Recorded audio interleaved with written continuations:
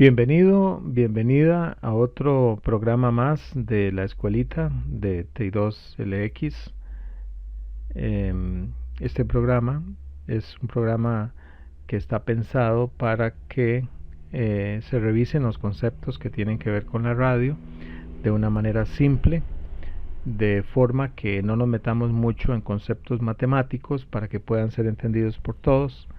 El que quiera profundizar puede contactarme a través de los comentarios de YouTube o puede buscar en Google información sobre los temas que yo expongo y puede profundizar al nivel que quiera en los conceptos de la antena, en este caso de la antena cúbica.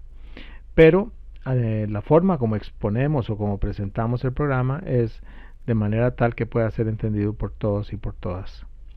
Bienvenido, este programa lo transmitimos todos los viernes a las 8 de la noche. Usualmente lo transmitíamos por la 147-150 en vivo, pero en virtud de ciertos problemas de interferencia que tenemos en esas frecuencias, hemos decidido por el momento transmitirlo a través de YouTube, mientras subsanamos esos problemas en esa repetidora que, por supuesto, gentilmente el Radio Club de Costa Rica nos facilita viernes a viernes.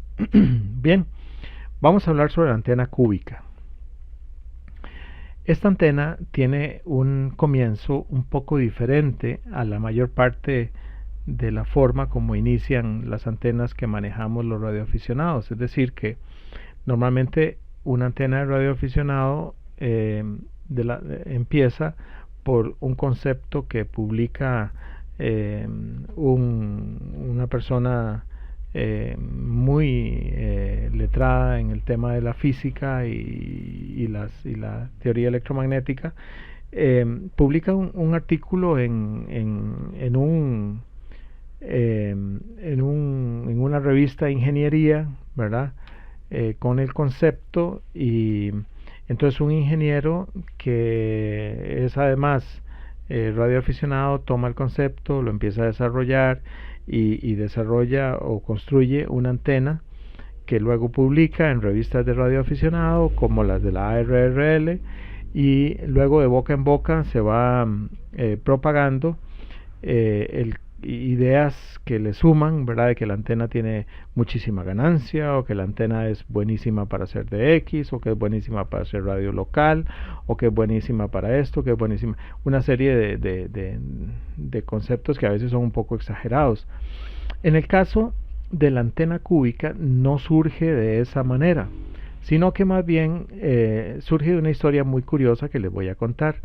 Este señor que tenemos en pantalla se llamaba Clarence Moore, y entonces él en 1939 viaja él es ingeniero, y entonces viaja a Quito porque está interesado en instalar en Quito una estación de radio que transmita para todo el mundo en onda corta. Se podrán imaginar que en el año 39 pues la onda corta estaba despegando en su apogeo, ¿verdad?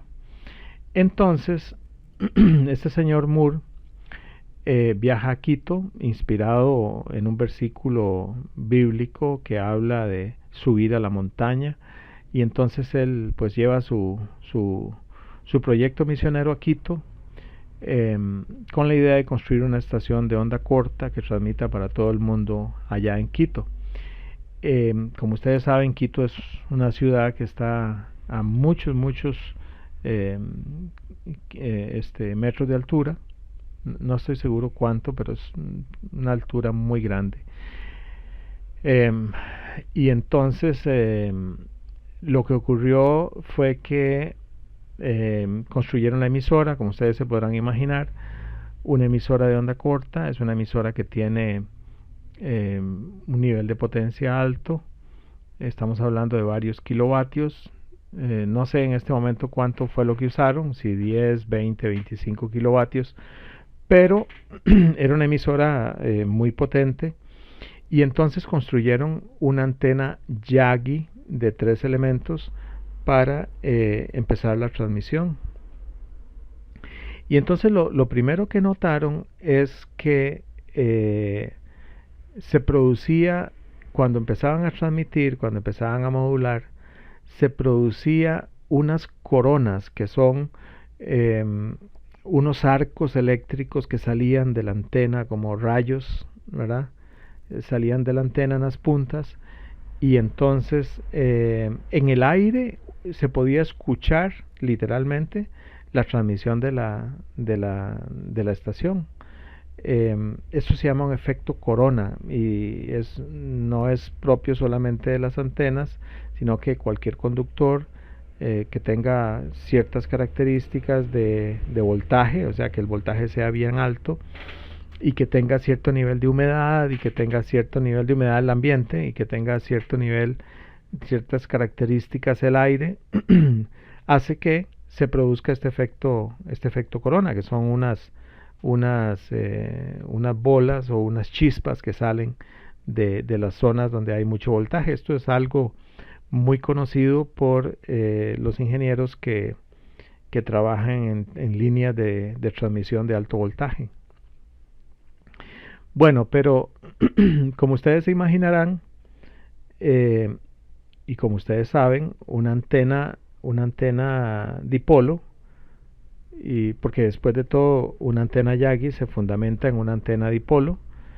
Y entonces la antena dipolo en el centro tiene muy bajo voltaje, pero tiene una gran corriente en el centro.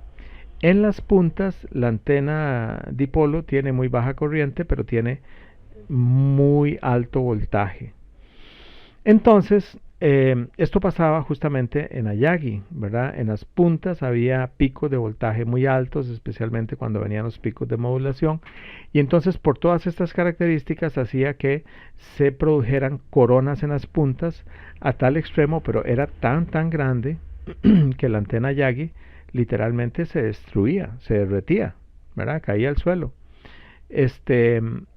Y ellos no podían entender por qué,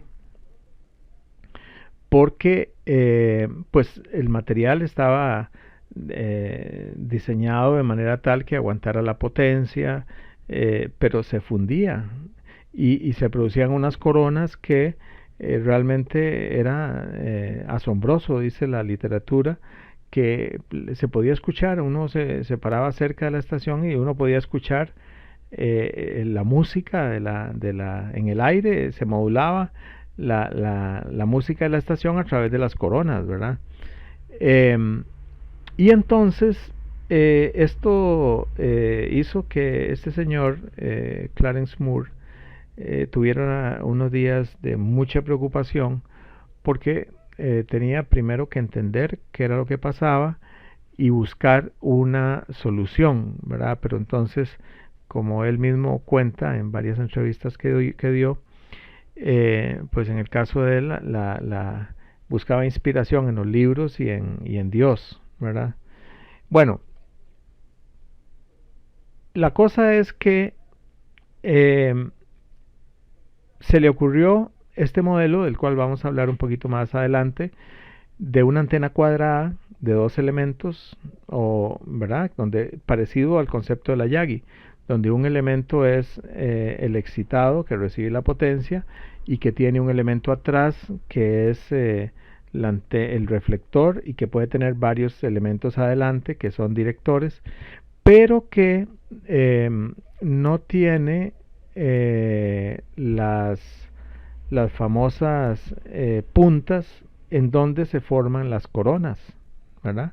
Es decir, los altos voltajes quedaban a la mitad de los lados de este cuadrado y entonces el voltaje por no tenerla, por no estar en la punta y por la forma como es la antena, el pico era de un voltaje menor y entonces desaparecía el problema de las coronas. Entonces él patentó este invento. Aquí vemos una patente del año 51 suya.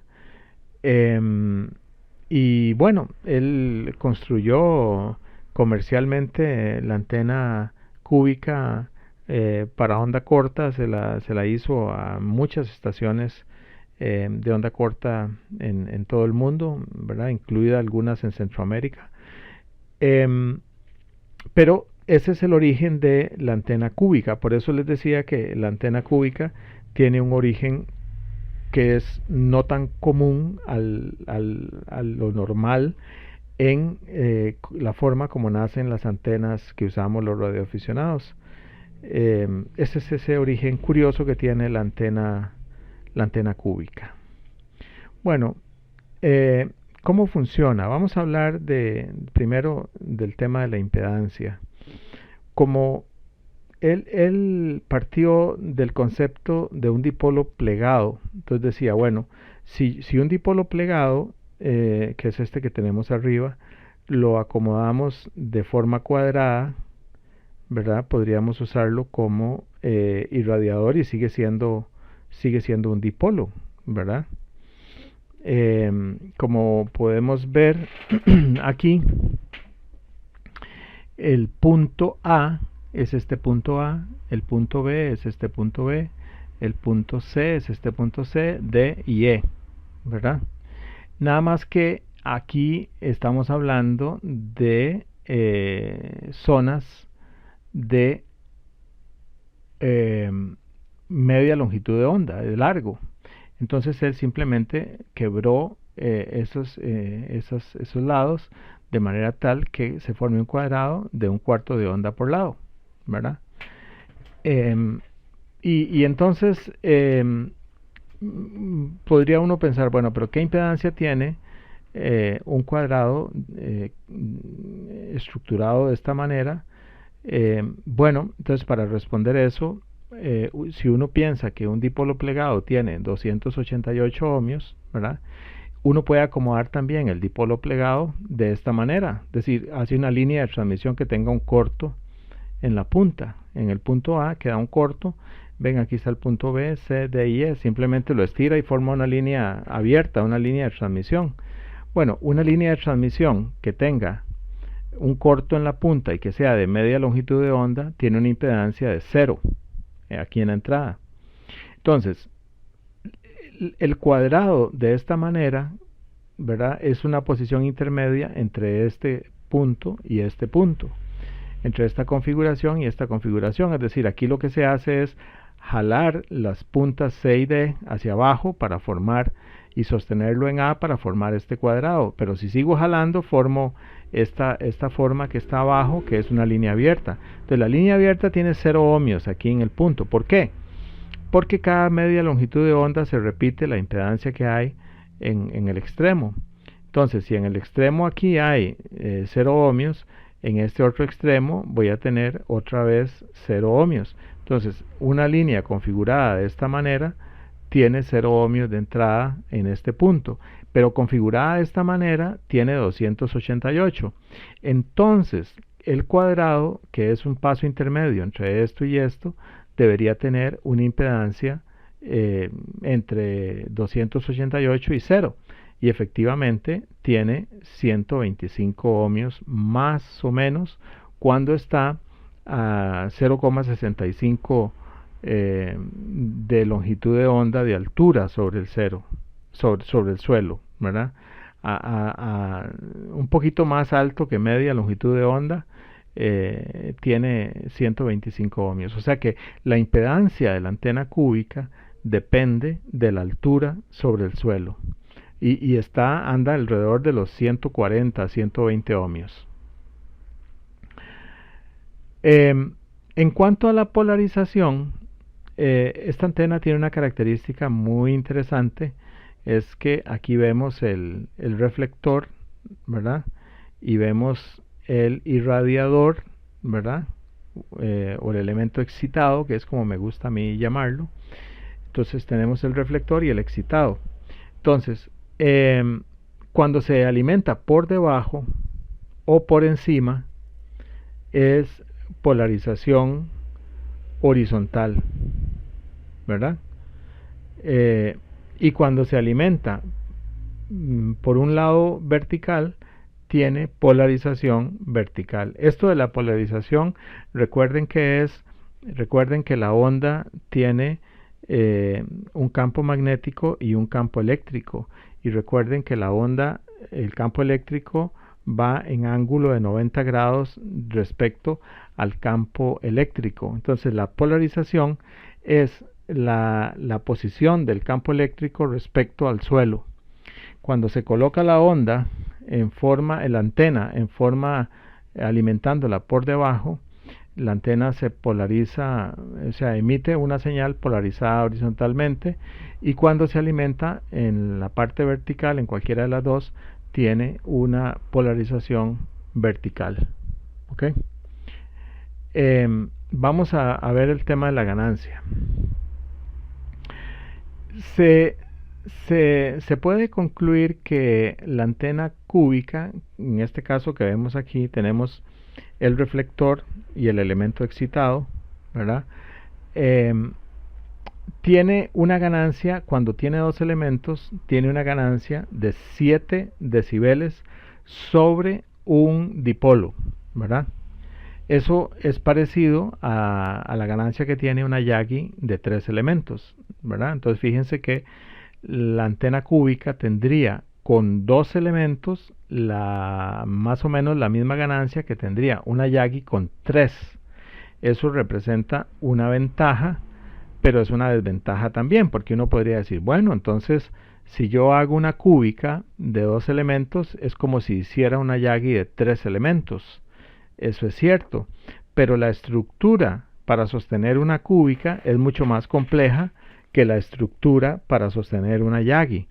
Entonces, tiene su cuestión, ¿verdad? Que hay que estar claros en que no porque sea 2 elementos nada más, ya es más fácil que una Yagi de 3, ¿verdad? Es cierto que tiene más ganancia, o más o menos la misma ganancia, una de 2, una cúbica de 2 que una Yagi de 3, pero la estructura es mucho más compleja para sostener una Yagi, para sostener una cúbica, que la estructura que se necesita para sostener una Yagi.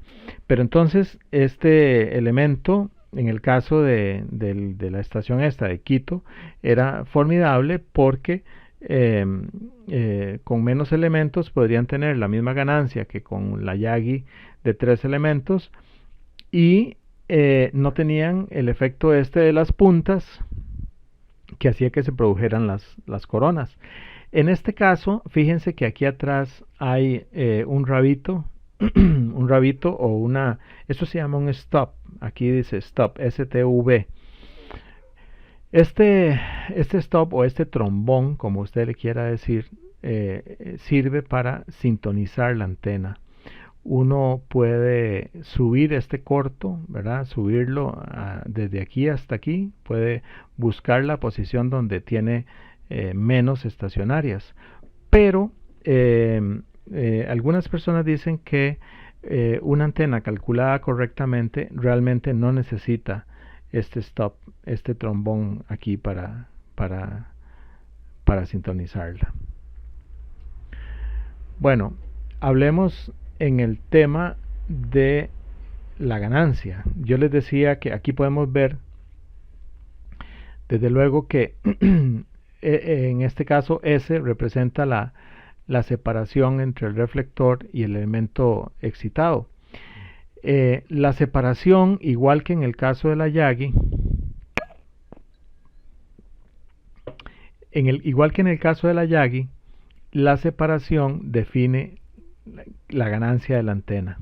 Entonces noten que a una separación de 0,15 se produce la máxima ganancia. Ven que esto es una curva, ¿verdad? Es una curva, esto es, aquí abajo tenemos la separación. Entonces, una separación de 0,05 de longitud de onda nos da una ganancia de 3 decibeles, pero si yo aumento la separación, empieza a subir la ganancia hasta un punto que en 0,15 de longitud de onda, o sea, 0,15 por la longitud de onda, si está transmitiendo en 2 metros, 0,15 por 2 metros, ¿verdad? Entonces, 0,15 de la longitud de onda se produce el pico de ganancia. y luego separándolas más, la ganancia otra vez empieza a bajar, empieza a bajar y empieza a bajar. Entonces, por ejemplo, en el caso de, este es el caso de los dos elementos, ven que tiene un poquito más de 7 decibeles, en el caso de los tres elementos, un poquito más de 8 decibeles, y en el caso de la Yagi de 3 elementos, tiene un poquito más de 9 decibeles. Tengan cuidado cuando escuchan hablar de la ganancia de la antena o de una antena en general, porque muchas fabricantes dan la ganancia de la antena en una cosa que se llama dBi. Los dBi es una forma de dar la ganancia referida a una antena isotrópica, que es una antena imaginaria que emite en todas direcciones. La ganancia, digamos, real es la ganancia referida a un dipolo, y la ganancia referida a un dipolo es 2.15 menos, independientemente de la antena, la ganancia referida a un dipolo es 2.15 menos que la ganancia en dBi. Entonces, en este caso, por ejemplo, la antena de 3 elementos tiene una ganancia de un poquito más de 9, pero esto es referido a un dipolo, ¿verdad? Si nosotros quisiéramos referir esta ganancia respecto a una antena isotrópica, entonces no serían 9, serían 9 más 2,15, ¿verdad? Serían 11,15 decibeles. ¿Ok? Bueno, esto es ganancia en decibeles, es la ganancia real. Bueno, desde luego que ya vimos que la ganancia tiene que ver con cuánto se separan los elementos, ¿verdad? Pero noten que a 0,25 igual que a 0,1 hay ganancia. No hay tanta como a 0,15, pero hay ganancia. Eso aprovecho para decirles que mucha gente me dice a mí que tiene una antena, por ejemplo, una antena Yagi, y que dice, no, pero es que la separación de la antena que yo tengo es diferente a la separación de la antena que yo vi en tal libro, o diferente a la separación de la antena que usted me calculó. Claro, lo que pasa es que hay muchos criterios para diseñar no solamente la Yagi, sino también esta antena. Puede ser que a mí me interese una separación pequeña, aunque pierda ganancia, pero me interesa tener una antena más pequeña, ¿verdad? Porque me interese que sea más pequeña.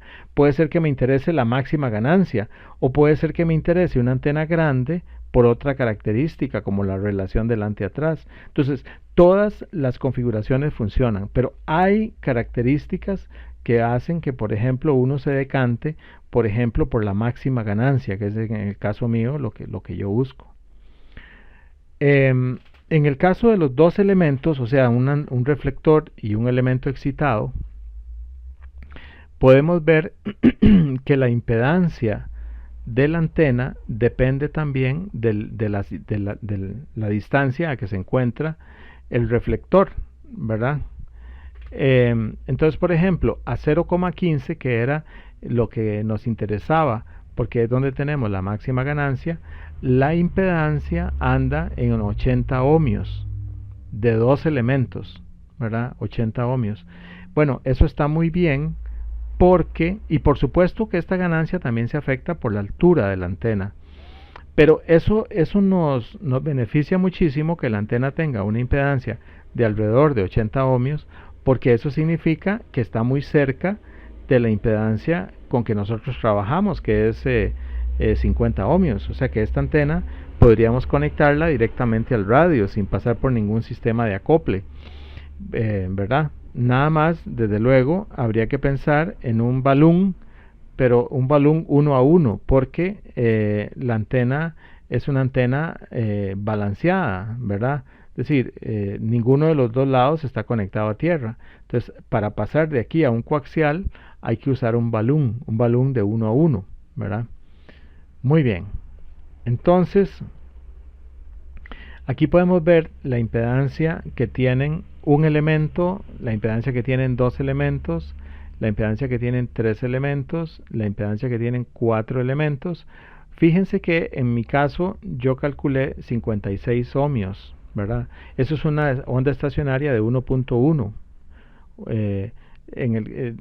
Pero ¿por qué dijimos que aquí era 80 ohmios y resulta que aquí tiene 56 ohmios? Porque eso depende de la altura también. Yo estoy calculando esto a una altura de 6 metros, ¿verdad? Porque lo hice con este cálculo lo hice para una antena de 6 metros. Entonces se me ocurrió que quería calcularla asumiendo que la antena iba a estar colocada a 6 metros. Entonces a 6 metros, para máxima ganancia, la antena tiene 56 ohmios.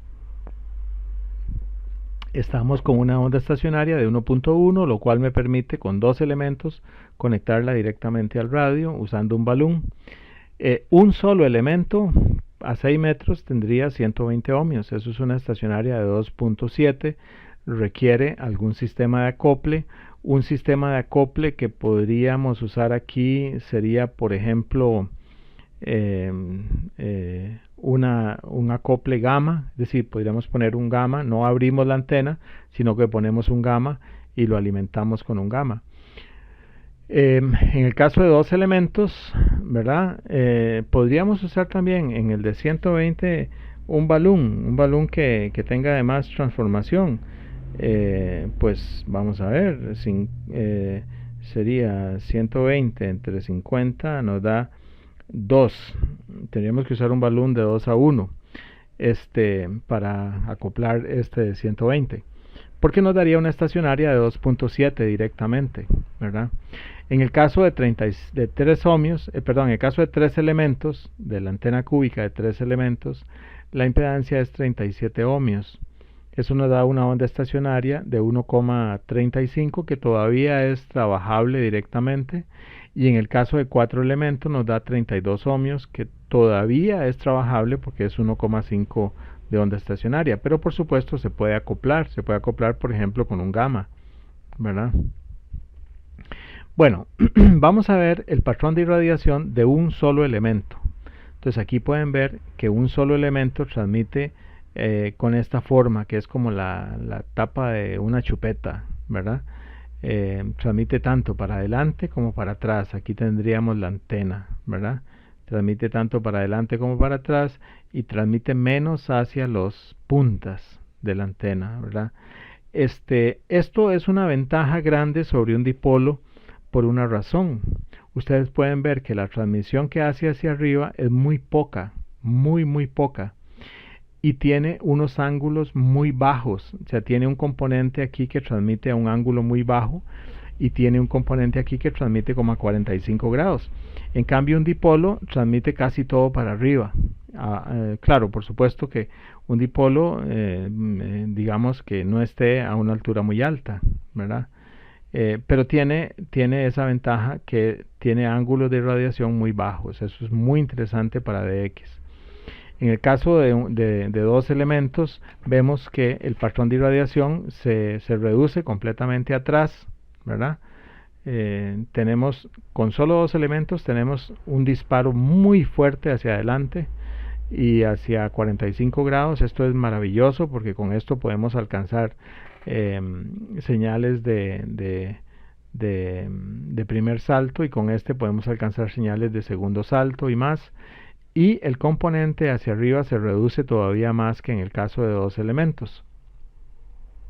Aquí vemos, este es el elemento excitado y este es el reflector, y la antena transmite hacia allá. En el caso de tres elementos, fíjense que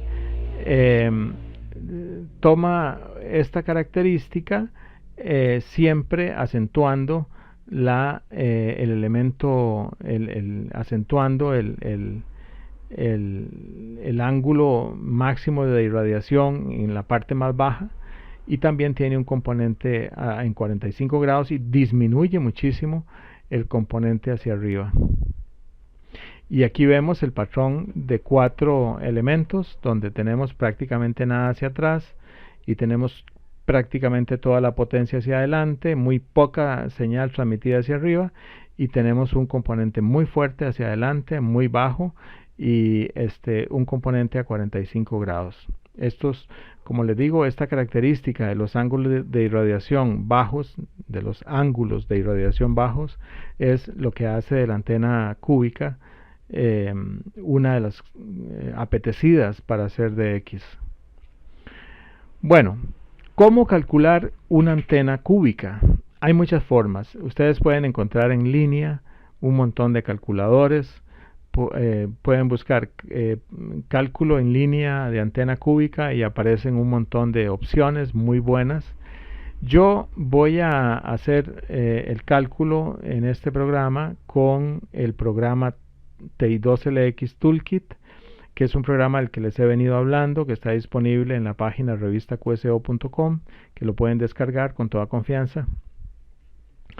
Y que pues es este que tenemos aquí, ¿verdad? Yo voy a hacer el cálculo con este programa. En TI2LX Toolkit vamos a antenas, vemos que están disponibles estas antenas, van a ir creciendo, pero ahorita tenemos, por ejemplo, la antena cúbica, seleccionamos la antena cúbica. Entonces tenemos que poner la frecuencia en que queremos calcular la antena y oprimir el botón que se llama calcular. Y cuando hacemos eso, aquí nos da todos los datos, todas las medidas de la antena cúbica de 4 elementos. Pero noten que aquí dice que el director es opcional.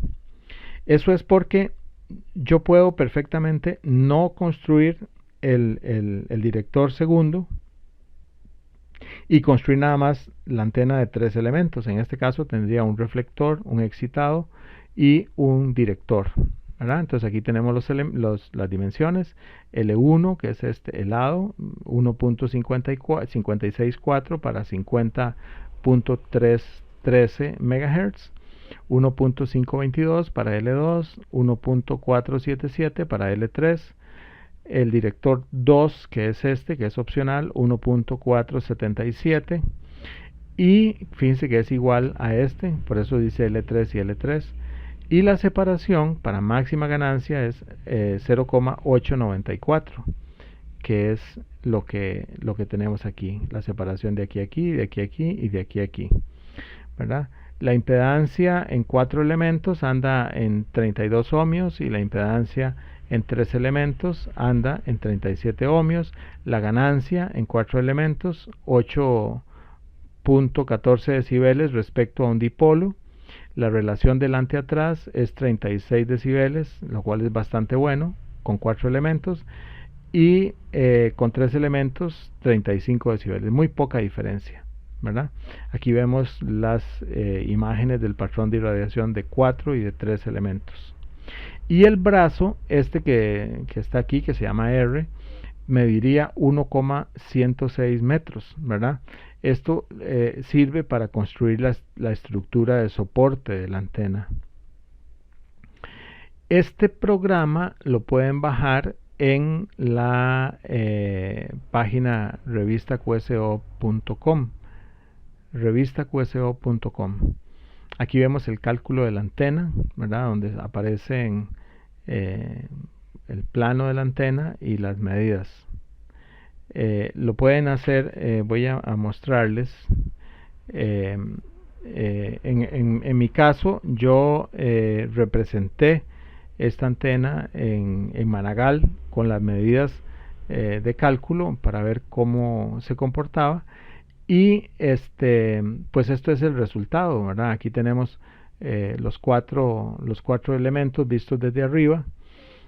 Tiene una ganancia de 9,71 dBi, ¿verdad? Como les decía, pero dBi, acuérdense que es 2.15 más que la ganancia real respecto a un dipolo.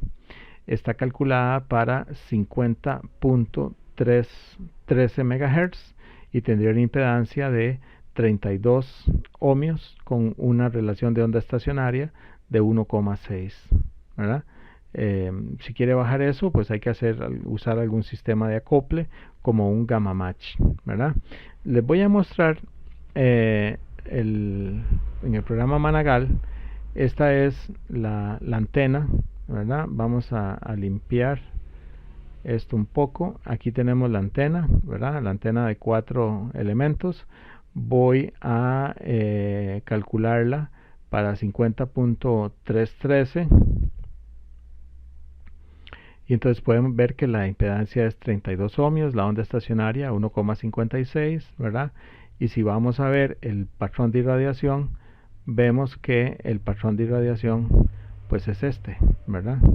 Este sería el patrón de irradiación de esa antena. Así es como transmitiría. ¿Ok? Muy bien. Podemos hacer también podemos hacer un barrido de onda estacionaria para ver cómo se comportaría. Le podemos decir que detallado.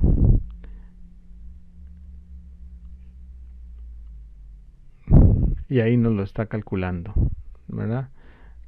Fíjense que en el centro tenemos 50.313, que es la frecuencia de cálculo, y ven que tendría dos de estacionarias en 50.113 y pues ahí sigue para allá. Podemos hacer esto tan grande como queramos, o sea, expanderlo para ver las estacionarias más, pero en mi caso yo lo calculé para 50 y lo calculé en 50.313 porque es la frecuencia donde se trabaja modos digitales.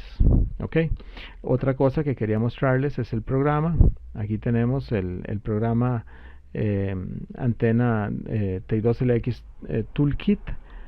Y si uno va aquí al menú de antenas, dipolo, ajuste de antena dipolo, antena de resonador acoplado, antena cúbica. Y entonces aquí uno pone, por ejemplo, para 146 MHz, le dice calcular y le da las medidas que tendría que tener esta antena. Entonces incluso puede seleccionar esto, copiarlo y pegarlo en un documento e imprimirlo y usarlo como instrucciones de construcción. Bueno, eso es todo lo que tenemos el día de hoy. Espero que les haya interesado.